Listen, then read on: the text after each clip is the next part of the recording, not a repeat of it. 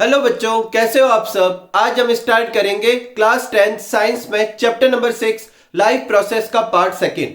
अगर अभी तक आपने प्रीवियस वीडियो नहीं देखा हो जिसमें अपन ने न्यूट्रिशन स्टार्ट किया था और ऑटोट्रोपिक न्यूट्रिशन के बारे में स्टडी किया था, तो इस कार्ड पर क्लिक करके उसे विजिट कर सकते हैं। आज के वीडियो में अपन न्यूट्रिशन को आगे बढ़ाते हैं और न्यूट्रिशन का नेक्स्ट मोड लेते हैं, जो कि कौन सा है, हेट्रोट्रोपिक न्यूट्रिशन। तो देखो, हेट्रोट्रोफिक न्यूट्रिशन जो होता है वो बेसिकली वो न्यूट्रिशन का मोड है जिसमें ऑर्गेनिज्म जो होता है खुद तो फूड प्रिपेयर कर नहीं पाता, तो वो डायरेक्टली या इनडायरेक्टली ऑटोट्रॉप्स पर क्या करता है, डिपेंड करता है फूड के लिए। डायरेक्टली कैसे डिपेंड करता है कि वो ऑटोट्रॉप्स को कंज्यूम करेगा, और इनडायरेक्टली कैसे डिपेंड करेगा कि वो उन ऑर्गेनिज्म को कंज्यूम करेगा जो ऑटोट्रॉप को कंज्यूम कर सकते हैं, ठीक है, करते हैं। तो kind of nutrition in which the organism depends directly और indirectly on the food prepared by autotrophs. In this organism not able to form own food, वो खुद अपना फूड नहीं बना पाते। अब हेट्रोट्रोपिक न्यूट्रिशन को हेट्रोट्रोपिक कहने का कारण है कि इस मोड के जो भी ऑर्गेनिज्म है जो इस तरीके से न्यूट्रिशन करते हैं कि जो खुद अपना फूड नहीं बना पाते और फूड जो होते हैं वो दूसरों से ऑब्टेन करते हैं, लेकिन फिर भी उनके ऑब्टेन करने के तरीके बहुत डिफरेंट टाइप के होते हैं। तो तीन जो मतलब मेन कैटेगरी है हेट्रोट्रोपिक न्यूट्रिशन की, वो है होलोजोइक न्यूट्रिशन, सेप्रोफाइटिक न्यूट्रिशन और पैरासाइट न्यूट्रिशन। एक एक करके तीनों को समझते हैं कि इन तीनों में डिफरेंस क्या है। तो देखो, तीनों ही मोड, होलोजोइक हो, सेप्रोफाइट हो या पैरासाइट, ये अपना फूड खुद नहीं बना पाएंगे, ये किसी और ऑर्गेनिज्म पर डिपेंड करेंगे फूड के लिए। अब जो होलोजोइक जो होते हैं वो क्या करते हैं, पहले तो क्या करते हैं, कोई फूड का जो सोर्स होगा उसको इनटेक करेंगे, फिर अपनी बॉडी के अंदर उसको छोटे छोटे टुकड़ों में कन्वर्ट करेंगे, बेसिकली उसे ब्रेक डाउन करेंगे और फिर वहां से उसको क्या करेंगे, एब्जॉर्ब करेंगे। तो होलोजोइक न्यूट्रिशन वो होता है, in this mode of heterotrophic nutrition organism intake food material, then break it down inside the body and then absorb it. मतलब कितने स्टेप हो गए, तीन। पहले फूड को इनटेक करेगा, फिर उसे डाइजेस्ट बोले तो ब्रेक डाउन करेगा, देन न्यूट्रिएंट्स को क्या करेगा, एब्जॉर्ब करेगा, ठीक है। ऐसा किस किस में होता है, जितने भी हायर एनिमल्स होते हैं उनमें यही मोड ऑफ न्यूट्रिशन होता है। अमीबा, पैरामीशियम, ये दो यूनिसेलुलर ऑर्गेनिज्म में, और भी यूनिसेलुलर ऑर्गेनिज्म में होलोजोइक न्यूट्रिशन हो सकता है, लेकिन अपनी बुक में ये दो एग्जांपल दे रखे हैं। ह्यूमन और अदर हायर एनिमल्स में भी कौन सा होता है, होलोजोइक न्यूट्रिशन होता है। और इसके तीन मेन स्टेप होते हैं। पहले ये क्या करेंगे, फूड को इनटेक करेंगे, फिर अंदर उसे ब्रेक डाउन करेंगे, देन उनमें से न्यूट्रिएंट्स को एब्जॉर्ब करेंगे। नेक्स्ट है सेप्रोफाइटिक न्यूट्रिशन। ये जो मोड ऑफ न्यूट्रिशन होता है इसमें ऑर्गेनिज्म फूड को इनटेक नहीं करते, जहां फूड होता है वहीं पर बॉडी के बाहर ही उसे ब्रेक डाउन करना शुरू कर देते हैं और फिर उसमें से क्या कर लेते हैं, एब्जॉर्ब कर लेते हैं। तो इस मोड ऑफ न्यूट्रिशन को क्या कहेंगे, सेप्रोफाइट।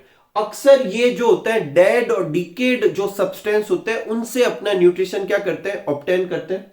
इसमें दो स्टेप हो गए, इनटेक नहीं होगा जो कि फर्स्ट स्टेप था वो नहीं हो रहा, सीधा ब्रेक डाउन कर रहे हैं, वो भी कहां पर, बॉडी के बाहर, और फिर क्या कर रहे हैं, एब्जॉर्ब कर रहे हैं। ऐसे मोड ऑफ न्यूट्रिशन वालों को सेप्रोफाइट कहते हैं। जनरली जितनी भी फंगस आती है वो कौन सा, saprophytic mode of nutrition show करती है।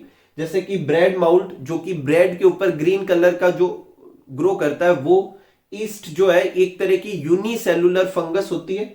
मशरूम आप सब जानते हैं, ये सब फंगस के एग्जाम्पल है। और ये क्या करते हैं, फूड को इनटेक नहीं करते, बॉडी के बाहर ही उसे क्या करते हैं, ब्रेक डाउन करते हैं और फिर उसे एब्जॉर्ब कर लेते हैं। फिर इससे एक लेवल आगे और पैरासाइटिक न्यूट्रिशन। ये जो ऑर्गेनिज्म होते हैं ये क्या करते हैं, ना तो फूड का इनटेक करते हैं, ना फूड को डाइजेस्ट करते हैं या ब्रेक डाउन करते हैं, ना बॉडी के बाहर ना बॉडी के अंदर, वो सीधा ही न्यूट्रिएंट्स को एब्जॉर्ब करेंगे। अब क्योंकि ये सीधा ही न्यूट्रिएंट्स को एब्जॉर्ब कर रहे हैं तो इन्हें किसी और ऑर्गेनिज्म के ऊपर या किन्हीं और ऑर्गेनिज्म के अंदर रहना होगा जहां उन्हें बन बनाया न्यूट्रिएंट्स मिले। वो ऑर्गेनिज्म जो दूसरा वाला ऑर्गेनिज्म है वो फूड को बनाएगा, न्यूट्रिएंट्स में कन्वर्ट करेगा, ये डायरेक्टली सिर्फ वहां से क्या कर लेंगे, एब्जॉर्ब कर लेंगे। तो न्यूट्रिएंट्स ये एब्जॉर्ब करते हैं प्लांट और एनिमल्स विदाउट किलिंग देम, और ये उनको मारे बिना उनसे फूड को क्या कर लेते हैं, एब्जॉर्ब करते हैं। विदाउट किलिंग देम क्यों लिखा हुआ है, अक्सर सेप्रोफाइटिक न्यूट्रिएंट्स और होलोजोइक न्यूट्रिएंट्स होते हैं। जैसे होलोजोइक में अगर एक शेर हिरन को खाएगा तो उसे मार ही देगा बेसिकली, और सेप्रोफाइटिक न्यूट्रिएंट्स तो अक्सर डेड और डिकेड पे होते हैं। लेकिन पैरासाइटिक न्यूट्रिशन में जब वो ऑर्गेनिज्म उससे न्यूट्रिएंट्स को एब्जॉर्ब कर रहा है तो वो उसे मारे बिना एब्जॉर्ब करता है। ठीक है, इसमें बेसिकली एक ही स्टेप है, ना तो इनटेक हुआ ना ब्रेक डाउन हुआ, सीधा एब्जॉर्प्शन। ठीक है, एग्जाम्पल क्या होंगे तो देखो, टिक्स, लाइस, लाइस आप सब जानते हो हेयर वगैरह में हो जाती है, लीच जो होती है, टैप वॉर्म जो होते हैं, और एक याद रखना है बहुत ही, कस्क्यूटा। कस्क्यूटा जो होती है वो बेसिकली अमरबेल नाम से आप सब जानते होंगे, और ये एक प्लांट है। प्लांट जनरली कैसे होते हैं, ऑटोट्रॉप्स होते हैं। तो अगर आपको पूछे ऐसे प्लांट का नाम बताओ जो पैरासाइट है या जो हेट्रोट्रॉप न्यूट्रिशन शो करता है, तो वो कौन सा हो जाएगा, कस्क्यूटा, अमरबेल, याद रखना। ठीक है, अब आगे देखो, अपनी बुक में जो है ऑर्गेनिज्म जो हेट्रोट्रॉपिक न्यूट्रिशन शो करते हैं वो दो कैटेगरी में समझाया गया है। एक यूनिसेलुलर, इसमें आपको दो ऑर्गेनिज्म करने, एक अमीबा और एक पैरामीशियम, थोड़ा थोड़ा डिस्क्रिप्शन है, और एक मल्टीसेलुलर जिसमें ह्यूमन में न्यूट्रिशन देखेंगे। तो पहले अपन करते हैं कि how single cell organism obtain nutrition, मतलब सिंगल सेल ऑर्गेनिज्म जो होते हैं वो न्यूट्रिएंट्स को कैसे एब्जॉर्ब करते हैं। तो जो सिंगल सेल ऑर्गेनिज्म होते हैं वो अपनी पूरी बॉडी से न्यूट्रिएंट्स को क्या कर सकते हैं, एब्जॉर्ब कर सकते हैं जनरली। लेकिन कुछ ऑर्गेनिज्म जो होते हैं इस चीज को बहुत स्पेशल तरीके से परफॉर्म करते हैं, और वैसे ही दो ऑर्गेनिज्म अपन को करना है, एक तो करना है अमीबा और एक क्या करना है, पैरामीशियम। तो पहले देखते हैं अमीबा। तो देखो, अमीबा जो होता है आप सब जानते हैं उनका शेप ऐसे वेरी करता रहता है। ठीक है, ये अपन ने अमीबा ड्रॉ किया, ये उसका न्यूक्लियस है, और ये उसके पास में क्या है, फूड पार्टिकल। अब ये इस फूड पार्टिकल को इनटेक करना चाहता है, क्योंकि अमीबा कौन सा मोड ऑफ न्यूट्रिशन शो करता है, होलोजोइक। पहले इनटेक करेगा, फिर उसे क्या करेगा, डाइजेस्ट करेगा, फिर उसे एब्जॉर्ब करेगा। तो इसे इनटेक करना पड़ेगा। अब जनरली यूनिसेलुलर ऑर्गेनिज्म जो होते हैं वो पूरी बॉडी से क्या कर सकते हैं, एब्जॉर्ब कर सकते हैं। ये भी किसी भी तरफ से एब्जॉर्ब कर सकते हैं, लेकिन जो बेसिकली इंटेक करेंगे ना फूड को, वो कर तो किसी भी तरफ से करते हैं, लेकिन करने के लिए एक स्पेशल स्ट्रक्चर डेवलप करेंगे। तो पहले क्या करेंगे, ये फूड के चारों तरफ एक आउटग्रोथ निकालेंगे। इन आउटग्रोथ को कहते हैं सुडोपोडिया। क्या कहते हैं, सुडोपोडिया। और ये आउटग्रोथ से धीरे धीरे वो फूड को ऐसे घेरते हैं, और देन उस फूड के चारों तरफ ऐसे पूरा घेराबंदी कर लेते हैं। ठीक है, पूरा कवर कर लिया, और अब ये एक सर्कुलर स्ट्रक्चर बन गया जिसके अंदर फूड पार्टिकल है। अब इसे क्या कहेंगे, फूड वैक्यूल। अब इसके अंदर अपन डाइजेस्टिव एंजाइम वगैरह सिक्रेट करके इसे डाइजेस्ट कर लेंगे, उसके छोटे छोटे टुकड़े कर लेता है अमीबा, फिर उसे एब्जॉर्ब कर लेता है अपने साइटोप्लाज्म में, और देन जो भी वेस्ट प्रोडक्ट बचता है उसे अपनी सेल मेम्ब्रेन से बाहर फेंक देता है। तो अमीबा क्या करता है, पहले amoeba take in food using finger like extension on the cell surface. Cell surface पे फिंगर लाइक एक्सटेंशन निकलते हैं, जिन्हें क्या कहते हैं, सुडोपोडिया। तो अमीबा अपनी बॉडी में किसी भी तरफ से, मतलब अपनी सेल की किसी भी तरफ से क्या कर सकता है, फूड को इंटेक तो कर सकता है, लेकिन इंटेक करने के लिए एक स्पेशल स्ट्रक्चर लेगा जिसे क्या कहते हैं, सुडोपोडिया। और फिर एक बार वो सुडोपोडिया उसको चारों तरफ से घेर ले, उसके बाद वो उसको किस में कन्वर्ट कर देगा, फूड वैक्यूल में। अब फूड वैक्यूल में क्या होता है, उसका ब्रेकडाउन वगैरह होगा, फिर उसको सिंपल फॉर्म में कन्वर्ट कर दिया जाएगा, फिर वो पूरे साइटोप्लाज्म में डिफ्यूज हो जाएंगे, बेसिकली एब्जॉर्ब हो गया, और जो रिमेनिंग अनडाइजेस्टेड मटेरियल है वो सेल मेम्ब्रेन से होता हुआ बाहर फेंक दिया जाएगा। इस तरीके से अमीबा में क्या होता है, न्यूट्रिशन होता है। मैं फिर रिपीट कर रहा हूं, इसको समझाने की इंपॉर्टेंस क्या है। यूनिसेलुलर ऑर्गेनिज्म जो होते हैं अपनी पूरी सेल मेम्ब्रेन से न्यूट्रिएंट को एब्जॉर्ब कर पाते हैं, ठीक है। लेकिन अमीबा जो होता है वो किसी भी तरफ से कर तो सकता है, लेकिन इनटेक करने के लिए, बेसिकली फूड को इनटेक करने के लिए एक स्पेशल स्ट्रक्चर का यूज करेगा, जिसे क्या कहते हैं, सुडोपोडिया। एक और यूनिसेलुलर ऑर्गेनिज्म अपन को करना है, पैरामीशियम। पहले आप ये नोट कर लीजिए, ठीक है। नेक्स्ट जो लेते हैं वो है अपने न्यूट्रिशन इन पैरामीशियम।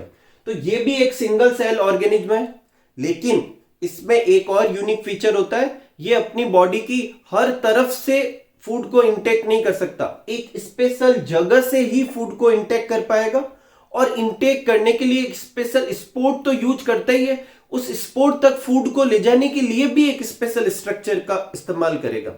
तो अलग जो अमीबा और पैरामीशियम देने का कारण यह है कि जो बाकी के यूनिसेलुलर ऑर्गेनिज्म है उनसे इसमें कुछ डिफरेंट है, इनटेक करने का तरीका बहुत स्पेशल हो रहा है। अमीबा में सेल की किसी भी साइड से हो सकता है, लेकिन इनटेक करने के लिए सूडोपोडिया होते हैं। इसमें सेल के किसी भी साइड से नहीं होगा, एक स्पेसिफिक पॉइंट से होता है जिसे ओरल ग्रूव से कहते हैं।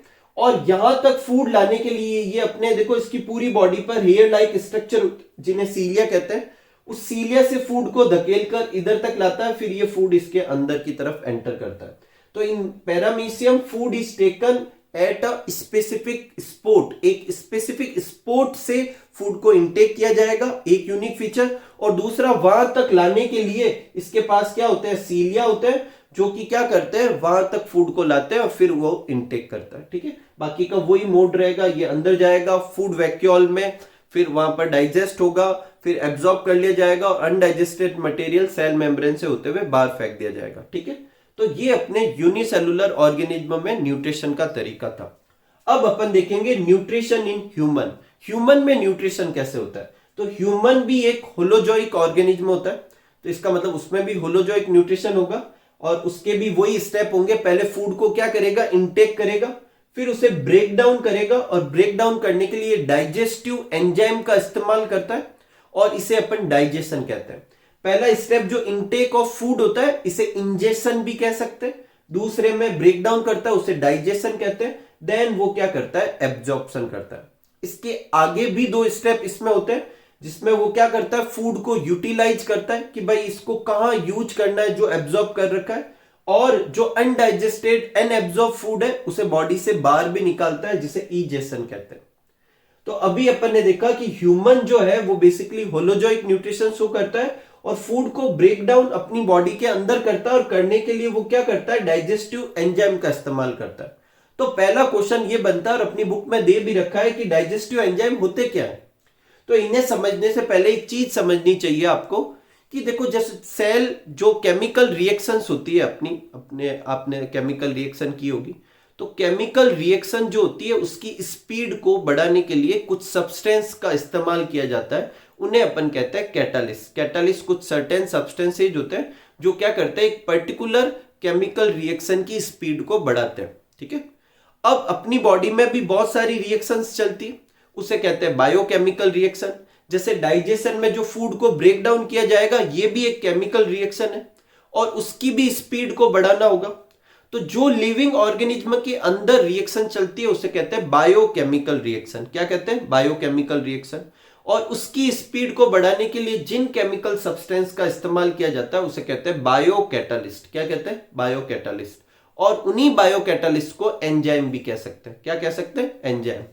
तो डाइजेस्टिव एंजाइम बेसिकली क्या है, बायोकैटालिस्ट है which speed up break down process of food. Food के ब्रेक डाउन प्रोसेस को वो और तेज कर देते हैं। कौन कौन से डाइजेस्टिव एंजाइम होते हैं, बहुत सारे होते हैं, उनमें से कुछ नाम लिखे हुए।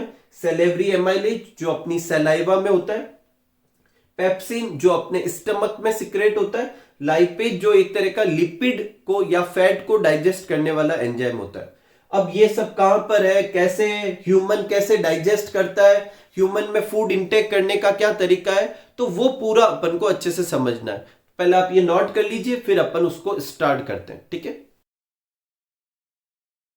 तो अपन आगे बढ़ते हैं और ये देखते हैं कि ह्यूमन के अंदर जो होलोजोइक न्यूट्रिशन होता है वो कैसे परफॉर्म होता है, और वो परफॉर्म होता है ह्यूमन के अंदर डाइजेस्टिव सिस्टम में। तो देखो ह्यूमन का जो डाइजेस्टिव सिस्टम है वो दो पोर्शन रखता है। एक वो रास्ता जिससे फूड होकर गुजरता है, तो देखो अपन माउथ से एंटर करते हैं, फिर इस रास्ते से होते हुए फूड ऐसे जाकर ऐसे ऐसे घूम के फिर इधर से होता हुआ ये एनएस के थ्रू बाहर चला जाता है। तो इस पूरे रास्ते को कहते हैं एलिमेंट्री कैनाल, जो कहाँ से स्टार्ट होती है, माउथ से स्टार्ट होती है, फिर बक्कल कैविटी में जाती है, फिर ये जो पाइप दिख रहा है ये इसोफेगस है, फिर ये जो दिख रहा है ये क्या है, स्टमक, फिर स्टमक के बाद में ये जो पर्पल कलर में बना रखा है ये स्मॉल इंटेस्टाइन है जो हाईली कॉइल्ड पोर्शन होता है। फिर इस स्मॉल इंटेस्टाइन से होता हुआ फूड कहाँ जाता है, लार्ज इंटेस्टाइन में, फिर ये लार्ज इंटेस्टाइन में ऐसे फिर ऊपर की तरफ मूव करता है, फिर इधर आकर फिर इधर आता है, और फिर फाइनली इस वाले पोर्शन में जाकर कुछ देर के लिए वेस्ट इकट्ठा रहता है और फिर बाहर निकाल दिया जाता है। तो माउथ से लेकर एनस तक ये पूरा रास्ता जो है वो एलिमेंट्री कैनाल कहलाता है। इसमें क्या क्या पोर्शन है, माउथ, बक्कल कैविटी, इसोफेगस जिसे ओइसोफेगस भी कह सकते हैं, stomach, small intestine, large intestine और लास्ट जो ओपनिंग होती है उसे एनस। ये माउथ, ये अपने बक्कल कैविटी हो गई, ये ईसोफेगस हो गया, ये स्टमक हो गया, ये पूरी क्या हो गई स्मॉल इंटेस्टाइन, ये लार्ज इंटेस्टाइन और ये जो ओपनिंग है इसे एनस कहेंगे। अब ये तो था रास्ता। अब यहाँ पर डाइजेस्टिव एंजाइम भी तो सिक्रेट करने पड़ेंगे जो डाइजेशन करेगा, तो उनको कहते हैं एसोसिएटेड ग्लैंड। तो एक तो होती है सैलिवरी ग्लैंड, देखो ये रही सैलिवरी ग्लैंड, ये सिर्फ यही नहीं होती, यहाँ पर भी होती है, टंग के नीचे भी होती है, जॉ के नीचे भी होती है, ठीक है। तो सैलिवरी ग्लैंड। एक होती है लीवर, देखो ये रहा लीवर, ठीक है। और एक क्या होती है पैनक्रियाज, ये रहा पैनक्रियाज। तो ये तीन ऐसी ग्लैंड है जो एलिमेंट्री कैनाल के रास्ते में नहीं है, मतलब इस पाथ पे नहीं होती, आजू बाजू होती है, साइड में होती है, ठीक है, आसपास होती है, ऐसे समझ सकते हैं। और ये भी डाइजेस्टिव एंजाइम या कुछ ऐसा सिक्रेशन करेगी जो डाइजेशन में हेल्प करती है। और सिक्रेट कहाँ करेगी, एलिमेंट्री कैनाल पे। सैलिवरी ग्लैंड जो होती है बक्कल कैविटी में सिक्रेट करती है। लीवर और पैनक्रियाज, देखो ये लीवर स्मॉल इंटेस्टाइन में, पैनक्रियाज भी स्मॉल इंटेस्टाइन में सिक्रेट करता है। इसके अलावा दो ग्लैंड और भी होती है जो क्या करती है, अपने डाइजेशन में हेल्प करती है। एक स्टमक के अंदर होती है जिसे गैस्ट्रिक ग्लैंड कहते हैं, क्या कहते हैं, गैस्ट्रिक ग्लैंड। और एक इंटेस्टाइन के अंदर होती है जिसे इंटेस्टाइनल ग्लैंड कहते हैं, ठीक है। तो अपन अच्छे से देख चुके हैं कि एक ह्यूमन का जो डाइजेस्टिव सिस्टम होता है उसके क्या क्या कंपोनेंट होते हैं। अब एक एक करके अपन सब चीजें स्टार्ट करते हैं। तो स्टार्ट करते हैं माउथ से। तो माउथ वो जगह है जहां से फूड को इनटेक किया जाएगा। Food is intaken by the mouth. फिर वो जब फूड इनटेक किया जाता है तो जब वो अंदर जाता है तो वो जो जगह जहां अपने टीथ टंग होते हैं उसको क्या कहते हैं, बक्कल कैविटी कहते हैं। क्या कहते हैं, बक्कल कैविटी, या इसे ओरल कैविटी भी कह सकते हैं। तो बक्कल कैविटी, उसके अंदर टीथ होती है, टंग होते हैं, और साथ में क्या होता है, पैलेट। पैलेट क्या होता है अपनी बुक में दे नहीं रखा, लेकिन मैं आपको बता देता हूं। जब अपने मुंह में अपन अपनी टंग को ऊपर करते हैं तो जिस जगह पर टच हो रहा है उस जगह को क्या कहते हैं, पैलेट कहते हैं। ये आगे की तरफ से हार्ड होता है, और अगर अपनी टंग को उस पे टच कराते हुए पीछे की तरफ ले जाए तो पीछे की तरफ सॉफ्ट सा होता है, ठीक है। तो बक्कल कैविटी में क्या होते हैं, टीथ, टंग और पैलेट होते हैं। यहां बक्कल कैविटी में फूड को क्या किया जाएगा, छोटे छोटे टुकड़ों में क्रश किया जाएगा, उसे तोड़ा जाएगा, ठीक है। और ये करने का काम कौन करता है, टीथ करता है, और टंग इसमें हेल्प करती है। फूड जो है उसको थोड़ा गीला भी किया जाएगा ताकि जो वो आगे एलिमेंट्री कैनाल में मूव करे तो आसानी से मूव कर सके। और ये करने के लिए मुंह में सैलाइवा होती है। अब ये सैलाइवा आती कहां से, वो अभी अपन समझते हैं। सैलाइवा कहते हैं किसे, मुंह में एक वाटरी सब्सटेंस बनता है वाटर जैसा, उसे सैलाइवा कहते हैं, ठीक है। तो here food is wetted with the help of saliva to make it passage smooth, ठीक है। फिर टंग भी होती है। टंग क्या काम करती है, एक तो टंग की वजह से अपन टेस्ट आइडेंटिफाई कर पाते हैं। ये क्या करती है, फूड के साथ सैलाइवा को अच्छे से मिक्स करने में हेल्प करती है, और साथ में मेस्टिकेशन या फूड के ब्रेक डाउन में या च्युइंग करने के काम भी आती है, ठीक है। हेल्प करती है, बेसिकली करते कौन है, टिथ करते हैं, लेकिन हेल्प ये करती है, ठीक है। अब यहां पर एक चीज आती है जिसको कहते हैं सैलाइवा। अब ये सैलाइवा आती कहां से, तो सैलाइवा जो है एक ग्रुप ऑफ सेल सिक्रेट करते हैं जो बेसिकली क्या कहलाते हैं, ग्लैंड। देखो ग्लैंड हर उस चीज को कहते हैं जो कुछ सिक्रेट करे, उसे अपन क्या कहेंगे, ग्लैंड कहेंगे। तो यहां सैलाइवा सिक्रेट करने वाली ग्लैंड सैलिवरी ग्लैंड कहलाती। ये होती कहां है, बक्कल कैविटी के जस्ट बाहर। सपोज करो कि ये बक्कल कैविटी है, तो यहां पर ऐसी जगह पर क्या होती है, सैलिवरी ग्लैंड होती है। टंग के नीचे होती है, यहां पर होती है, ठीक है, कान के पास में होती है। तो ये जो होती है सैलिवरी ग्लैंड होती है, और ये यहां से आसपास से सैलाइवा सिक्रेट करती है, किसके अंदर, बक्कल कैविटी के अंदर। तो it present just outside the buccal cavity and secrete saliva. और सैलाइवा सिक्रेट कहां करेगी, बक्कल कैविटी में, क्योंकि फूड तो वही है। सैलाइवा के अंदर एक तो होता है सैलिवरी एमाइलेज, जो कि बेसिकली एक डाइजेस्टिव एंजाइम है। अभी अपन ने देखे थे डाइजेस्टिव एंजाइम। तो अगर पूछे आपको सैलाइवा में क्या डाइजेस्टिव एंजाइम होता है, हाँ होता है। कौन सा होता है, सैलिवरी एमाइलेज होता है। क्या इसके अलावा और भी कुछ होता है, हाँ होता है। वाटर होता है, चिपचिपा सा सब्सटेंस होता है जिसे म्यूसिन कहते हैं। एंटीबैक्टीरियल सब्सटेंस होते हैं जो बैक्टीरिया को हटाने का, मारने का काम करते हैं, जिसे लाइसोजाइम कहते हैं, ठीक है। अब बात आती है कि ये डाइजेस्टिव एंजाइम सैलिवरी एमाइलेज कौन सा काम करेगा। तो अपनी फूड के अंदर कॉम्प्लेक्स शुगर होती है जिसे अपन स्टार्च कह सकते हैं, ठीक है। सैलिवरी एमाइलेज उसे सिंपल शुगर में कन्वर्ट करती है, बेसिकली उसे माल्टोज कहते हैं, ठीक है। तो ये कॉम्प्लेक्स शुगर को सिंपल शुगर में कन्वर्ट करने का काम करता है। ये अपने किसके बारे में था, सैलिवरी एमाइलेज, जो किसके अंदर होता है, सलाइवा के अंदर। कहां सिक्रेट होता है, बक्कल कैविटी में। कौन सिक्रेट करता है, सैलिवरी ग्लैंड सिक्रेट करती है। इसके बाद बक्कल कैविटी के बाद फूड आगे सरकता है और एक जगह आती है जहां पर बेसिकली जब अपन नोज से एयर लेते हैं तो वो भी आती है और खाना खाते हैं तो वो फूड भी आता है। उस कॉमन पाथ को कहते हैं फेरिंग्स।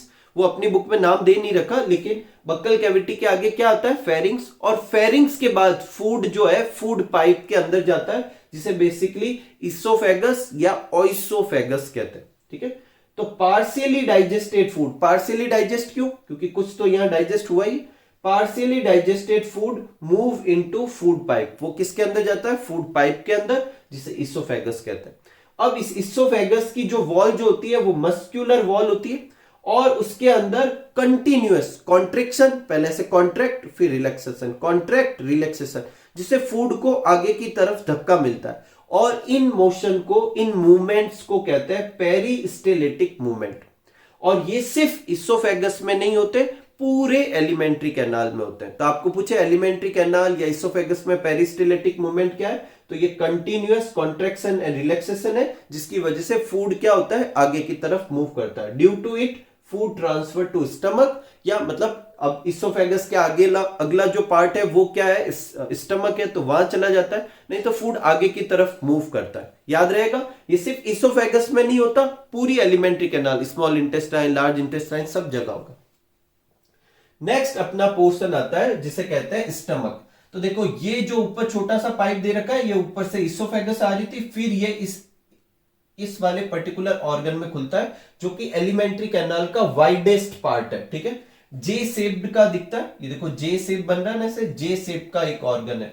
तो stomach is a large muscular organ और ये एक्सपांड हो सकता है, फूल सकता है जब इसके अंदर खाना जाता है। अक्सर जब खाना खा लेते तो अपन को ऐसा लगता है ना, अपना टम्मी बाहर आ गया थोड़ा सा, तो वो किस वजह से लगता है, वो स्टमक के फूलने की वजह से, एक्सपांड होने की वजह से होता है, ठीक है। अब इसका फंक्शन क्या है, तो देखो इसका फंक्शन क्या होता है, एक तो ये स्टमक जो होता है इसकी वॉल जो होती है वो मसल्स की होती है, तो वो ऐसे कॉन्ट्रैक्शन शो करती है, जिसकी वजह से फूड जो इसके अंदर होता है उसके और छोटे टुकड़े भी होते हैं और वो डाइजेस्टिव एंजाइम जो यहाँ वॉल से सिक्रेट किया जाएगा उसके साथ अच्छे से मिक्स हो सकता है। तो एक काम तो ये। दूसरा, स्टमक की वॉल जो होती है वहां से गैस्ट्रिक जूस सिक्रेट होता है, जो कि बेसिकली एक डाइजेस्टिव एंजाइम का कलेक्शन है, डाइजेस्टिव जूस है। गैस्ट्रिक जूस सिक्रेट होता है और ये सिक्रेट करने के लिए, ऑफ कोर्स जैसे सलाइवा सिक्रेट करने के लिए सैलिवरी ग्लैंड थी, तो गैस्ट्रिक जूस सिक्रेट करने के लिए क्या होगी, कोई ना कोई ग्लैंड होगी, वो गैस्ट्रिक ग्लैंड होती है और वो होती कहां पर है, इन वॉल ऑफ स्टमक के अंदर। अब ये गैस्ट्रिक जूस करता क्या है, तो पहले अपन देखते हैं कि गैस्ट्रिक जूस में होता क्या क्या है। तो एक तो होता है पेप्सिन, एक होता है HCl और एक क्या होता है, म्यूकस। जब हायर क्लासेज में जाएंगे तो आपको रेनिन भी पढ़ाया जाएगा, जो मिल्क प्रोटीन को डाइजेस्ट करता है। अभी अपने बुक में इन तीन के नाम है, पेप्सिन, HCl और म्यूकस। अब तीनों क्या क्या काम करते हैं, तो पेप्सिन जो है बेसिकली प्रोटीन को डाइजेस्ट करने का काम करता है। क्या काम करता है, प्रोटीन को डाइजेस्ट, जो यहां फूड के साथ प्रोटीन आया उसको डाइजेस्ट करने के काम आएगा। क्या पूरी तरह से डाइजेस्ट कर देगा, नहीं, उसे पार्शियली डाइजेस्ट करेगा। HCl, अपनी बुक में लिखा हुआ है कि आप HCl के क्या क्या फंक्शन जानते हो, तो मैं आपको बताता हूं। एक तो क्या करता है HCl, आप सब जानते हो एसिड होता है, तो ये फूड का जो मीडियम होता है उसे एसिडिक कर देता है।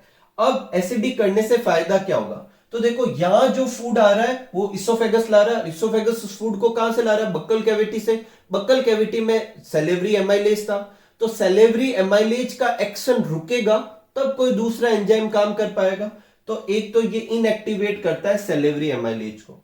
दूसरा, ये पेप्सिन जो है, हायर क्लासेज में आपको नाम भी कराया जाता है पेप्सिनोजन, इसकी इनएक्टिव फॉर्म होती है, उसको एक्टिव फॉर्म पेप्सिन में कन्वर्ट करता है। मतलब अगर HCl सिक्रेट नहीं होता तो पेप्सिन प्रोटीन डाइजेस्ट करने का काम कर ही नहीं पाता, तो वो इनएक्टिव फॉर्म को एक्टिव फॉर्म में कन्वर्ट करने का काम भी कौन करता है, ये HCl करता है। इसके अलावा जो फूड के अंदर कुछ बैक्टीरिया वगैरह आ गए, वैसे कुछ बैक्टीरिया तो सलाइवा में मर जाते हैं लाइसोजाइम की वजह से, लेकिन अगर वो आगे आ गए तो ये जो HCl है उन्हें भी मारने का काम करता है। ये जो होता है HCl जो होता है अपनी बॉडी में Fe+3 आयन को, आयरन की एक फॉर्म होती है, Fe+2 में कन्वर्ट करता है, क्योंकि अपनी बॉडी में उसी फॉर्म में इसको यूज लिया जाता है। ठीक है, ये चाहो तो आप पॉइंट लिखो ना लिखो, या हायर क्लासेज में पढ़ा जाता है। ठीक है, इसके बाद ये अपने किसके काम हो गए, HCl के हो गए। अब देखो यहाँ एक प्रॉब्लम है, यहाँ पेप्सिन रिलीज हो रहा है जो प्रोटीन को डाइजेस्ट करता है, HCl रिलीज हो रहा है, और HCl तो स्ट्रॉन्ग एसिड होता है, तो उसकी वजह से अपनी स्टमक की अंदर वाली लाइनिंग क्या हो सकती है, खराब। तो उससे बचने के लिए गैस्ट्रिक जूस जो होता है उसमें म्यूकस भी सिक्रेट होता है, और वो म्यूकस क्या करता है, ये लाइनिंग जो होती है इसके और HCl के बीच में एक लेयर बना देता है म्यूकस की, और ये म्यूकस की लेयर जो है वो एसिड के एक्शन से स्टमक को बचाती है इन नॉर्मल कंडीशन। बुक में क्या लिखा हुआ है कि नॉर्मल कंडीशन में ये बचाती है। ऐसा क्यों लिखा, कभी कभी ऐसा होता है कि जरूरत से ज्यादा एसिड सिक्रेट होता है, और उसे क्या कहते हैं, अपन ने सेकंड चैप्टर में पढ़ा था, एसिडिटी कहते हैं। क्या कहते हैं, एसिडिटी, जब एक्सेस अमाउंट में एसिड सिक्रेट होता है, और उस केस में यहां पर इरिटेशन वगैरह होती भी है, इंडाइजेशन भी होता है, और उससे रिलीफ के लिए अपन किसी सब्सटेंस का इस्तेमाल करते हैं। क्या कहते हैं उस सब्सटेंस को, आप में से जिसको पता हो कमेंट में लिखकर बताएं।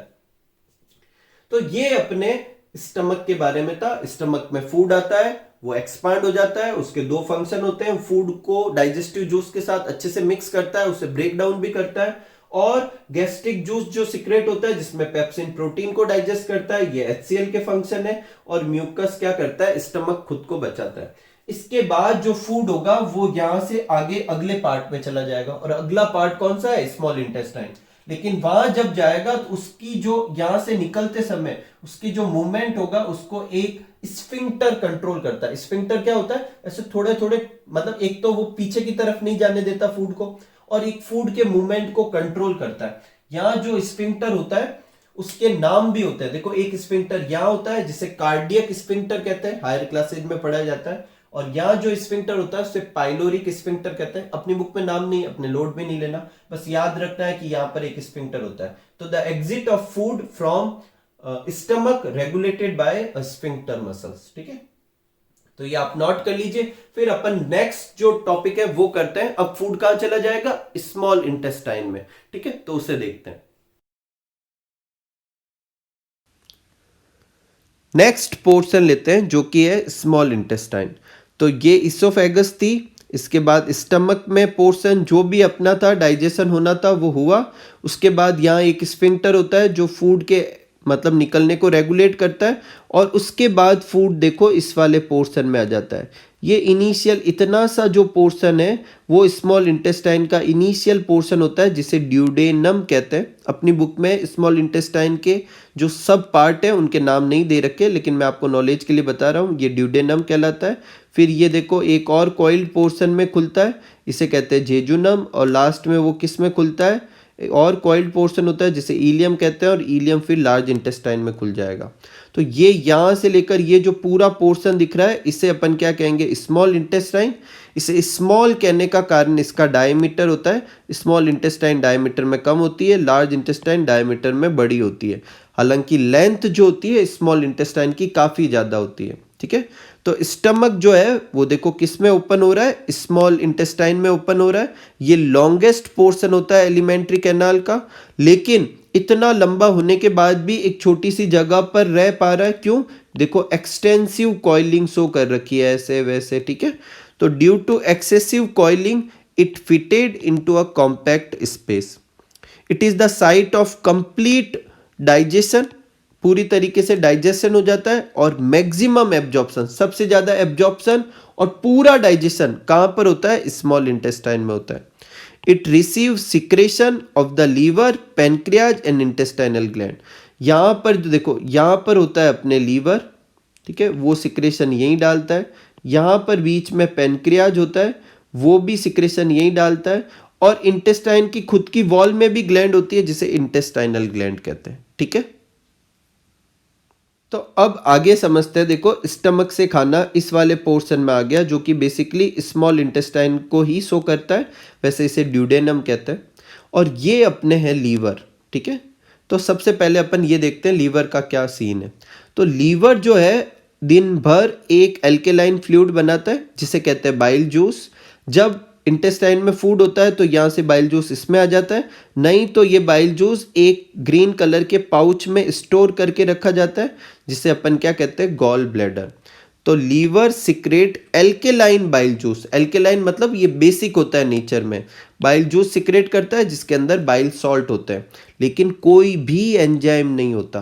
तो अगर आपको पूछे ऐसा कौन सा डाइजेस्टिव सिक्रेशन है, जैसे सलाइवा एक सिक्रेशन है, इंटेस्टाइन से जो निकलेगा इंटेस्टाइनल जूस एक डाइजेस्टिव सिक्रेशन है, गैस्ट्रिक जूस एक सिक्रेशन था, पेनक्रियाटिक जूस एक सिक्रेशन है, बाइल जूस भी एक सिक्रेशन है। लेकिन आपको पूछे किसमें डाइजेस्टिव एंजाइम नहीं होते, तो बाइल जूस में कोई भी डाइजेस्टिव एंजाइम नहीं होता। तो फिर ये काम क्या करता है अभी अपन समझते हैं, रुको। बाइल जो है सिक्रेट किया जाता है, कौन सिक्रेट करता है, लीवर सिक्रेट करता है, लेकिन ये स्टोर कहाँ रहता है, गॉल ब्लैडर के अंदर। अब बाइल का फंक्शन क्या है, तो सबसे पहला काम तो ये मीडियम को एल्केलाइन बनाता है। देखो ये यहाँ पर जो फूड आ रहा है वो कहाँ से आ रहा है, स्टमक से आ रहा है, और स्टमक में क्या सिक्रेट हो रखा था, HCl। तो HCl सिक्रेट हो रखा था तो वो तो एसिडिक होगा, जबकि आगे के जितने भी यहाँ पर डाइजेस्टिव एंजाइम जो होते हैं वो एल्केलाइन मीडियम, बेसिक मीडियम में काम करते हैं। तो एक तो लीवर का काम ये होता है कि ये कैसा फ्लूइड सिक्रेट करता है, एल्केलाइन फ्लूइड। जो ये बाइल जूस है वो एक एल्केलाइन फ्लूइड है जो मीडियम को एल्केलाइन बनाएगा, बेसिक बनाएगा। दूसरा ये जो होता है इमल्सिफिकेशन करता है फैट का, जिससे फैट आसानी से डाइजेस्ट होती है। अब ये इमल्सिफिकेशन क्या होता है तो इसे समझाता हूँ। देखो जो यहाँ पर फैट आई है उसके जो मॉलिक्यूल होते हैं वो बहुत बड़े बड़े से मॉलिक्यूल होते हैं, जैसे लार्ज फैट का मॉलिक्यूल होता है। और जो डाइजेस्टिव एंजाइम लिपिड या फैट को डाइजेस्ट करने के लिए जो एंजाइम होता है लाइपेज, इन पे अच्छे से काम नहीं कर पाता। अगर इनके टुकड़े कर दिए जाए, स्मॉल ग्लोब्यूल्स में कन्वर्ट कर दिया जाए तो अच्छे से डाइजेस्ट होगा। और ये करने के प्रोसेस को कहते हैं इमल्सिफिकेशन, और ये करता कौन है, बाइल सॉल्ट करता है। अब कैसे करता है इसको मैं समझाता हूँ। देखो बाइल सॉल्ट में ये आप देख पा रहे हैं एक ब्लू कलर का रीजन और एक येलो कलर का रीजन, दो रीजन है। ये लिपोफिलिक है, मतलब ये फैट से जुड़ना चाहता है, और ये नीचे वाला जो रीजन है ये पानी से जुड़ना चाहता है, हाइड्रोफिलिक होता है। तो ये क्या करता है कि पहले तो इसके छोटे छोटे टुकड़े हो जाएंगे, उसके बाद इसको चारों तरफ से क्या करेगा, घेर लेगा। तो जो ये ब्लू कलर वाला पोर्शन है वो तो फैट की तरफ जुड़ जाएगा, और येलो कलर वाला पोर्शन ऊपर, ऐसे ब्लू कलर वाला इधर जुड़ गया, येलो वाला इधर, ब्लू कलर वाला इधर जुड़ गया, येलो वाला इधर, ब्लू कलर वाला इधर जुड़ गया, येलो वाला इधर। इस तरीके से ऐसे रीजन बन जाएंगे। अब ऐसे कवर करने का फायदा क्या होगा, ये एक जो है दूसरे के पास में नहीं जाएगा तो वापस ऐसे कंबाइन नहीं होगा। तो बेसिकली अपन ने एक लार्ज फैट के मॉलिक्यूल को छोटे छोटे टुकड़ों में कन्वर्ट कर दिया। अब इसका डाइजेशन आसानी से होगा। तो इमल्सिफिकेशन क्या होता है, जिसमें लार्ज मॉलिक्यूल ऑफ फैट को स्मॉल फैट ग्लोब्यूल्स में तोड़ा जाता है, और ये तोड़ने के लिए बाइल जूस बाइल सॉल्ट का इस्तेमाल करता है, इसे इमल्सिफिकेशन कहते हैं। और इससे फैट का डाइजेशन जो होता है वो आसानी से होता है। ठीक है, तो ये अपना था लीवर के बारे में। अब देखते हैं पेनक्रियाज के बारे में। तो देखो ये देखो स्टमक इसमें खुला ड्यूडेनम में, और ये वाला जो इसके पास में यहाँ जगह देखो आप इसके पीछे देख पा रहे होंगे, ये एक पेनक्रियाज है। ठीक है, तो ये अपने पेनक्रियाज है। और पेनक्रियाज भी क्या करता है, डाइजेस्टिव जूस सिक्रेट करता है जिसे पेनक्रियाटिक जूस कहते हैं, जिसके अंदर ट्रिप्सिन, लाइपेज, एमाइलेज, न्यूक्लिएज ये एंजाइम होते हैं। ट्रिप्सिन जो होता है वो प्रोटीन को डाइजेस्ट करता है, लाइपेज जो है वो लिपिड या फैट को डाइजेस्ट करता है, और अब ये आसानी से डाइजेस्ट कर पाएगा क्योंकि लीवर के बाइल जूस ने उसका इमल्सिफिकेशन कर दिया है। एमाइलेज जो है वो स्टार्च को डाइजेस्ट करता है। अब अगर आप सोच रहे हैं कि बकल कैविटी में भी तो स्टार्च डाइजेस्ट हुई, लेकिन वो पार्शियली डाइजेस्ट हुई थी। और ट्रिप्सिन जो प्रोटीन को डाइजेस्ट करता है वो भी स्टमक में पेप्सिन ने कुछ डाइजेस्ट किया, फिर उसके आगे से ट्रिप्सिन और डाइजेस्ट करता है, ऐसे चलता रहता है। और न्यूक्लियस जो फूड के साथ डीएनए आरएनए होता है उसको डाइजेस्ट करने का काम करता है। तो ये अपने पेनक्रियाज के बारे में था। ठीक है, अब अपन देखते हैं कि जो इंटेस्टाइन जो होती है उसकी वॉल में भी ग्लैंड होती है, जिसे इंटेस्टाइनल ग्लैंड कहते हैं। क्या कहते हैं, इंटेस्टाइनल ग्लैंड। और ये भी डाइजेस्टिव जूस सिक्रेट करती है, जिसे क्या कहते हैं, intestinal juice. The wall of intestine contain gland which secrete intestinal juice. और ये इंटेस्टाइनल जूस के अंदर प्रोटीन को डाइजेस्ट करने वाला एंजाइम होता है, कार्बोहाइड्रेट को डाइजेस्ट करने वाले एंजाइम्स होते हैं, लिपिड को डाइजेस्ट करने वाले एंजाइम्स होते हैं। ये नाम अपनी बुक में नहीं लिखे हुए, आप चाहो तो याद करो, चाहो तो नहीं, लेकिन ये याद जरूर रखें कि इंटेस्टाइन के पास हर चीज़ को डाइजेस्ट करने के एंजाइम होते हैं। अभी तक यहाँ तक आते आते फूड में जो था, सलाइवा ने भी कुछ डाइजेस्ट किया, गैस्ट्रिक जूस के सिक्रेशन ने भी कुछ डाइजेस्ट किया, लीवर ने इमल्सिफिकेशन किया, पेनक्रियाज ने भी कुछ डाइजेशन किया। ये सब डाइजेशन करने के बाद जो फूड आता है वो सेमी डाइजेस्टेड होता है। इंटेस्टाइनल जूस जो होता है उसके ऊपर और काम करता है और उसे कंप्लीटली डाइजेस्ट कर देता है। प्रोटीन को वो कन्वर्ट कर देता है एमिनो एसिड में, फैट जो होती है उसको कन्वर्ट करता है फैटी एसिड और ग्लिसरॉल में, और कार्बोहाइड्रेट को कन्वर्ट करता है ग्लूकोज में। ये जो होते हैं डाइजेशन के एंड प्रोडक्ट होते हैं। मतलब इस फॉर्म में अपन कन्वर्ट करना चाहते थे, प्रोटीन को किस में, एमिनो एसिड में, फैट को किस में, फैटी एसिड ग्लिसरॉल में, कार्बोहाइड्रेट से ग्लूकोज बनाना चाहते थे। तो कंप्लीट डाइजेशन जो होता है वो लास्ट डाइजेशन कौन करता है, इंटेस्टाइनल जूस, और यहाँ डाइजेशन कंप्लीट हो जाता है। ठीक है, अब यहाँ से बाद जो फूड है वो आगे कहाँ जाएगा, लार्ज इंटेस्टाइन में जाएगा। ठीक है, तो आगे बढ़ते हैं। स्मॉल इंटेस्टाइन जो था उसमें फूड पूरी तरह से डाइजेस्ट हो चुका है, उसको जिस फॉर्म में अपन कन्वर्ट करना चाहते थे कन्वर्ट हो चुका है। अब वहां से उसे एब्जॉर्ब किया जाएगा। अब एब्जॉर्प्शन से अपना एग्जैक्ट मतलब क्या है, किस चीज को कहते हैं एब्जॉर्प्शन करना, तो इसे आप देखो एकदम सिंपल तरीके से समझे। तो ये अगर स्मॉल इंटेस्टाइन है और यहाँ डाइजेस्टेड फूड पड़ा है, तो उसको यहां से इसके वॉल के थ्रू ब्लड में ट्रांसफर कर देना। कहां पे चले जाना, ब्लड में भेज देने को अपन क्या कहेंगे कि अपन ने उसको एब्जॉर्ब कर लिया। तो the end product of food taken by the wall of intestine and transferred into blood, blood में ट्रांसफर हो जाना, इसको क्या कहेंगे, एब्जॉर्प्शन कहेंगे। अब ये एब्जॉर्प्शन भी काफी हद तक स्मॉल इंटेस्टाइन ही परफॉर्म करती है, और यहां पर इतना ज्यादा एब्जॉर्प्शन होने का कुछ कारण भी है। जो इंटेस्टाइन की जो वॉल होती है उस पे ऐसे फिंगर लाइक प्रोजेक्शन होते हैं, ऐसे ऐसे प्रोजेक्शन होते हैं, जिन्हें अपन कहते हैं विली या विलाई भी रीड कर सकते हैं। ठीक है, और इनकी मदद से जो एब्जॉर्प्शन का सरफेस एरिया है वो बढ़ जाता है। इसे आप समझे, देखो एक अगर मैं लाइन ऐसे बनाऊं और एक लाइन में ऐसे ऐसे बनाऊं, देखो एक लाइन तो मैं ये ड्रॉ कर रहा हूं और एक इतने ही जगह में ऐसे ड्रॉ कर रहा हूं, बताओ कौन सी लाइन ज्यादा बड़ी, मतलब कौन सी ज्यादा लंबी है। अगर मैं इसे ऐसे खोलूं तो ये लंबी होगी, तो इसने बेसिकली कम जगह पर ज्यादा सरफेस अवेलेबल करवाई, और ये करने के लिए अपनी इंटेस्टाइन की वॉल में ऐसे फिंगर लाइक प्रोजेक्शन होते हैं जिसे विली कहते हैं। इन विली के अंदर क्या होती है, ब्लड वेसल्स होती है। देखो रेड कलर मैंने आर्टरी को शो करने के लिए बताया, ब्लू कलर वेन को शो करने के लिए बताया, और एक बीच में लिम्फ की भी एक वेसल्स होती है। ठीक है, अब ये सब क्या होता है, लिम्फ क्या होता है, आर्टरी वेन क्या होता है, आगे आ जाएगा इसी चैप्टर में। अभी आप समझ लीजिए कि ये मतलब जो होता है एक तरीके का अपना बॉडी फ्लूइड है। ब्लड तो आप जानते हो, लिम्फ भी आप जान जाओगे, तो वो भी यहां पर आता है। तो बेसिकली यहां पर अपना क्या पड़ा है, फूड पड़ा है, तो क्या होगा, जो इंटेस्टाइन होगी वो फूड को यहां से लेकर कहां डाल देगी, ब्लड में या लिम्फ में डाल देगी, और जब ऐसा हो जाएगा तो अपन उसे एब्जॉर्प्शन कह देंगे।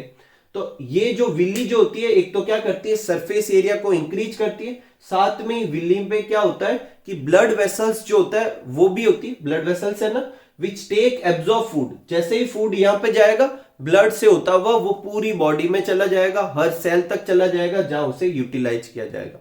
अपनी बुक में जो बीच में क्वेश्चन दे रखे हैं, वहां एक क्वेश्चन ये भी है कि जो इंटेस्टाइन जो होती है फूड को कैसे एब्जॉर्ब करती है, तो आप ये बनाएं और ये डायग्राम भी बनाएं। ठीक है, अब स्मॉल इंटेस्टाइन से खाना आगे आ चुका है, जितना डाइजेशन करना था अपन ने कर लिया, और ऑलमोस्ट सारा एब्जॉर्प्शन भी अपन ने कर लिया। तो अब जो लार्ज इंटेस्टाइन में आता है वो अनडाइजेस्टेड फूड है, मतलब जिसे और डाइजेस्ट नहीं किया जा सकता, और एनएब्जॉर्ब फूड है जिसमें से कुछ खास एब्जॉर्ब भी नहीं किया जा सकता। लेकिन एक चीज है जो अभी भी एब्जॉर्ब करने के लिए बाकी रह गई है, वो जो होगी वो लार्ज इंटेस्टाइन में होगी। तो स्मॉल इंटेस्टाइन का अगला जो पोर्शन होता है उसे क्या कहते हैं, लार्ज इंटेस्टाइन। और लार्ज इंटेस्टाइन बेसिकली विड्थ में बड़ा होता है, इसलिए लार्ज कहलाता है, लेंथ में वो छोटा होता है। यहां पर वाटर और मिनरल्स को क्या किया जाएगा, एब्जॉर्ब किया जाएगा। देखो लार्ज इंटेस्टाइन, देखो ये स्मॉल इंटेस्टाइन है, उसके बाद यहां से ऐसे स्टार्ट होती है, फिर ऐसे घूमकर वापस आती है। ये पूरा रास्ता ऐसे मोटा सा पाइप होता है, और ये जो पूरा है ये पूरा ही क्या कहलाता है, लार्ज इंटेस्टाइन कहलाता है। तो लार्ज इंटेस्टाइन में वाटर और मिनरल्स को एब्जॉर्ब किया जाता है। अब वाटर और मिनरल्स भी एब्जॉर्ब हो गए, बाकी न्यूट्रिएंट्स तो पहले ही एब्जॉर्ब हो चुके हैं, अब कुछ डाइजेस्ट करने भी लायक नहीं रहा, एब्जॉर्ब करने भी लायक नहीं रहा। तो लार्ज इंटेस्टाइन का ये जो लास्ट पोर्शन होता है जो मैंने यहां बनाया, वो एक पोर्शन होता है जिसे रेक्टम कहते हैं। यहां पर जो undigested and absorb food waste है उसको इकट्ठा किया जाएगा टेम्परेरी। जब ये पूरा भर जाएगा तो अपन इस रास्ते से होते हुए उसे बाहर निकाल देंगे, और ये जो ओपनिंग होती है इसे अपन एनस कहते हैं। तो एनस के थ्रू उसे बॉडी के बाहर निकाल देंगे। अब ये एनस तो एक ओपनिंग है, तो ये क्या हमेशा खुली रहेगी? नहीं, इसको ऐसे बंद और खुला किया जा सकता है। और ये करने के लिए यहां पर भी क्या होते हैं, स्फिंक्टर होते हैं, जिन्हें क्या कहते हैं, एनल स्फिंक्टर कहते हैं। इस तरीके से अपने ह्यूमन में क्या होता है, न्यूट्रिशन होता है। तो इसी के साथ अपने पिछले वीडियो में ऑटोट्रोपिक न्यूट्रिशन को किया, और इस वीडियो में अपन ने न्यूट्रिशन इन ह्यूमन के बारे में किया। तो न्यूट्रिशन वाला जो टॉपिक है अपने लाइफ प्रोसेस चैप्टर में वो कंप्लीट होता है। नेक्स्ट वीडियो में अपन रेस्पिरेशन के बारे में स्टार्ट करेंगे। तो मिलते हैं अगले वीडियो में, तब तक आप सब लोग खूब सारा हार्डवर्क कीजिए, खूब खुश रहिए, खूब मस्त रहिए। Thank you for watching.